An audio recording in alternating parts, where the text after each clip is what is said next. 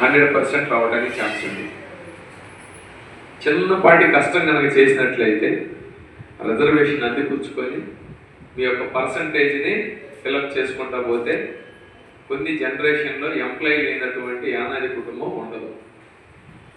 కాబట్టి చదువు అనే దాన్ని మీరు నెగ్లెక్ట్ చేయకుండా, కొంతమంది 5th వరకు చిన్నప్పుడు బాగా చదువుతారు, ఆ తర్వాత వీక్ అయిపోతారు.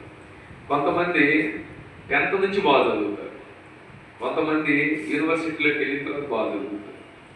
కాబట్టి చిన్నప్పుడే వాడి 10th లోపే వీడికి చదువు రావట్లేదని చెప్పి కనుక మీరు వాడిని ఆపినట్లయితే ఒక గొప్ప వ్యక్తిని మీ సొసైటీకి అందించే దాంట్లో వెనకబడిపోతారు. కాబట్టి ప్రతి ఒక్కరిని మీరు దయచేసి మీ ఉన్నటువంటి వసతులను ఉపయోగించుకొని చదివించండి. చదువు 3వ నేత్రం అని చెప్తారు, 3వ కన్ను అని చెప్తారు. కాబట్టి మీ పిల్లలు అందరూ చదువుతున్నారా, లేదంటే ఎవరన్నా ఆర్పి ఉన్నారా?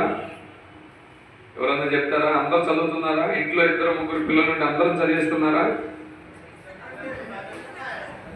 ఖచ్చితంగా చదివించండి. చదివేటప్పుడు వాళ్ళకి మనం ఎంతో కొంత ఖర్చు పెట్టాల్సి వస్తుంది. అంత కూడా అవసరం లేదు. ఈ ఎస్టీ అనానికి సంబంధించినటువంటి కులాలకు సంబంధించి ఎన్నో సంక్షేమమైనటువంటి పథకాలు గవర్నమెంట్ వారు అందిస్తున్నారు. మీరు ఈ కులాల నుంచి ఒక కలెక్టర్ అయినా